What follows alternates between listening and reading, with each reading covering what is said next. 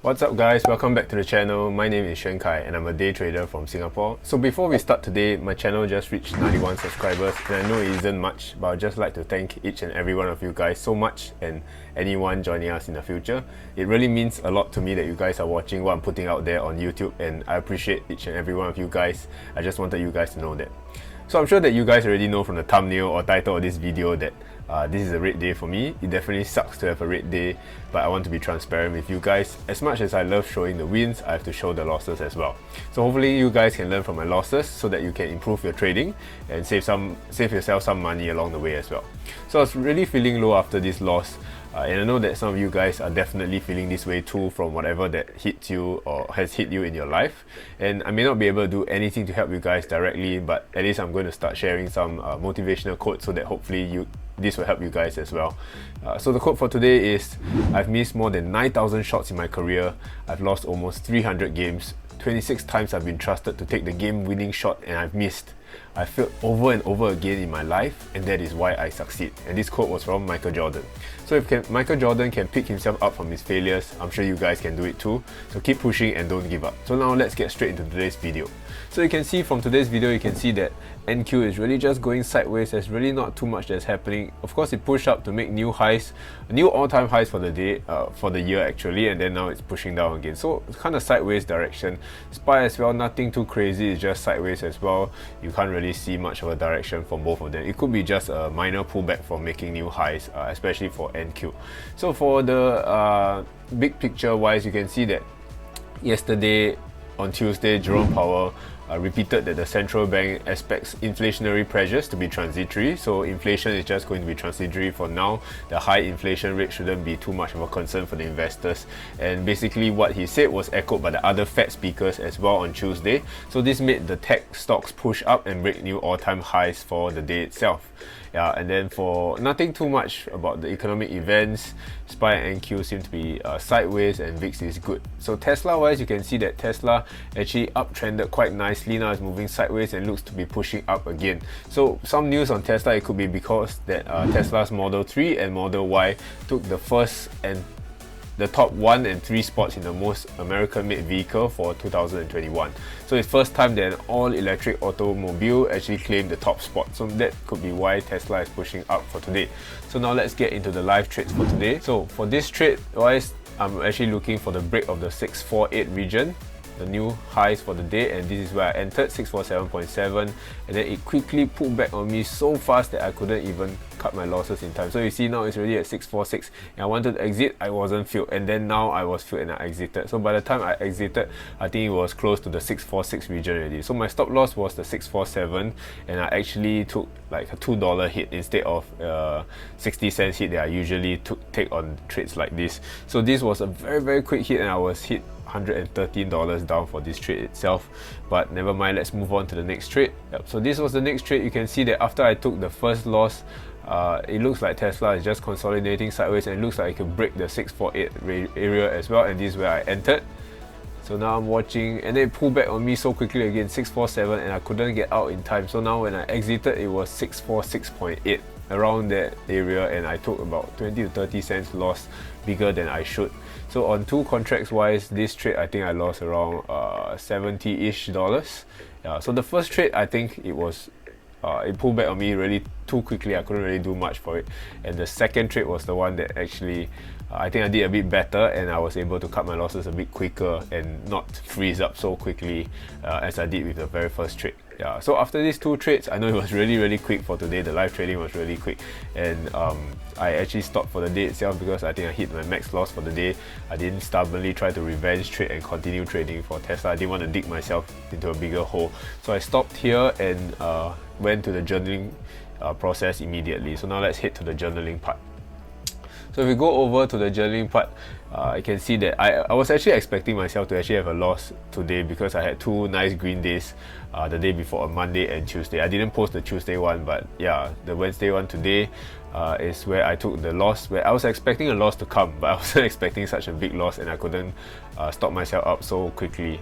Yeah, so it definitely sucks that it was a red day, and I think my executions were not too bad today because what it was that the trades went against me so quickly and I couldn't exit I couldn't react fast enough to exit in time. I tried my best to exit whenever I was aware of it and get out, but I couldn't exit fast enough lah. Yeah, so for the first trade I lost $113, and the second trade I lost about $76.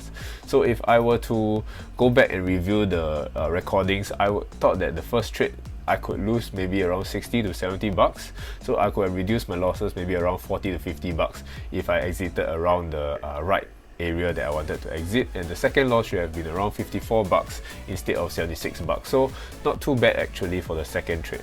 Yeah, so for the very first trade that I wanted to take on Tesla, this was the very first trade that I wanted to take but I didn't take.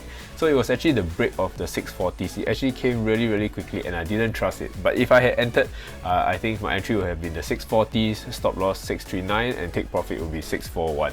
Would have definitely entered, I think for premiums wise, I would enter around the 5.95 area, take one contract off. That would have been a nice win on the first contract, and then the second contract I'll probably have cut the trade at 640 when it pulled back. Yeah, so probably about a nice 75 bucks trade for this one, but of course the trades that you don't take you will definitely win, and then the trades that you take usually don't work out that well. Yeah, so this was also the next trade that I wanted to take, but I couldn't get filled for this trade itself for the break of 646. So nothing to complain about. It actually pulled back quite a bit for this one. So if I took it, maybe one thing I could have improved on is that 646 is a little bit too far out. I could have put the entry level maybe at 645 instead, since it actually pulled back all the way to the 642 region. I was being a bit too conservative for this trade. Yeah, then moving on to the trade that I actually took, which was a loss, which was the break of the 648 region. So the entry 648, stop loss was 647, and the take profit was 649. Premiums entered was 5.15 and the exit was 4.6. You saw earlier on that I wanted to exit maybe around the 4.8 region, but I wasn't filled, so I was only filled at the 4.6 region when I cancelled my order and put in a new order, and it was a loss of 113 bucks, and the position size was 2 contracts for this one. So I think entry was good for this trade. The price really moved against me hard, and I could only exit around the 646 area, almost a whole dollar below my stop loss. So I actually lost 2 bucks on this trade. I was trying to remind myself of the trading plan the moment I got into the trade, but it just pulled back on me so quickly and I couldn't exit the trade. When I tried to exit, I couldn't get filled on me, and the price just moved against me so fast. That's why this loss was so big. I'm a bit bummed out by it, but there's nothing much I can do about it. I did my best. All I can do is move on to the next trade. So for the very next trade, it was also the break of the 648 region. Right? The premiums I entered was 5.27 and the exit was 4.9.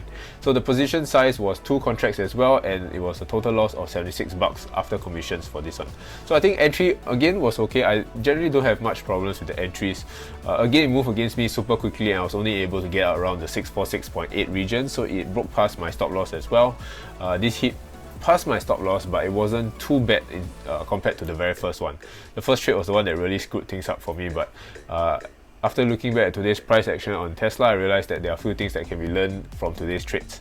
Yeah, so I guess things that I did well, I was able to cut my losses even though they were still beyond my stop loss. I didn't freeze and hold to the position stubbornly. So I'm still glad that I exited my positions instead of trying to hold it and then hope that it comes back again. I guess it could have come back in my favor, or maybe during the consolidation phase I would have lost a lot of money during that time, but at least I cut my losses and I was able to end the day relatively early with these losses and not revenge trade to earn back that money, because I knew that I didn't want to dig myself into a bigger hole. As long as I stopped myself here today, I would have stopped my losses at this amount, and I was able to do that. Yeah, and things to improve on was that, okay, if the price retraces too much, I don't have to put the entry point so high. I can actually put it a little lower, like I mentioned just now for the 646 level. I could have put it at 645 instead. Yeah, and to also identify choppy areas on Tesla and to avoid trading this moment. So you can see for Tesla wise, it was actually very choppy after it broke around the 645 area, 646 area.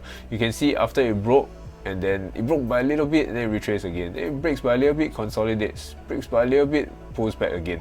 There's not any clear breakouts on Tesla during this period of time. The reason why I actually wanted to take a try, it was because 650 was the key level, and I thought that if I could enter prematurely before that, I could actually enter on the break of 648 and probably ride it all the way to the 650s. But now I know that if things are choppy, I shouldn't actually do that.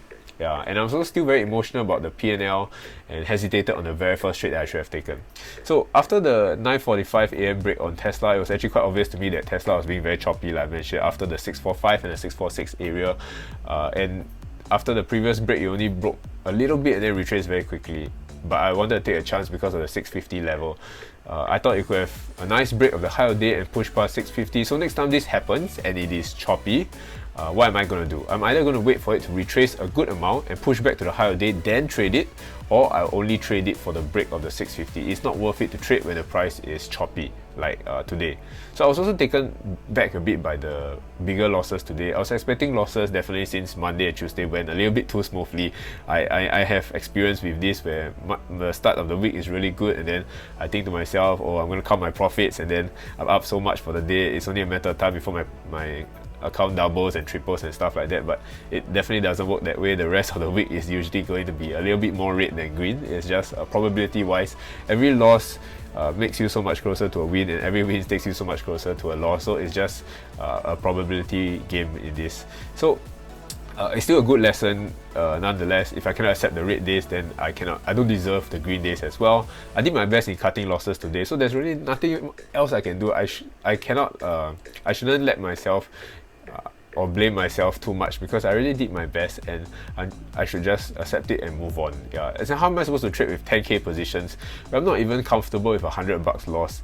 I'll have to forgo the P&L and just focus on the executions because I didn't do too badly for the executions today, and that's all that matters. Just treat this as a learning lesson and hopefully I'm still up for the week and everything is still good for today. Yeah, so I think the first trade also came a bit too quickly, the one that I wanted to take for the break of 640 and I didn't take it. I think I was a bit afraid of getting back the profits from the past 2 days, so I was afraid to take the leap to take the trade, but it was actually a really good setup for me. It was too early and I was a bit scared to take the trade.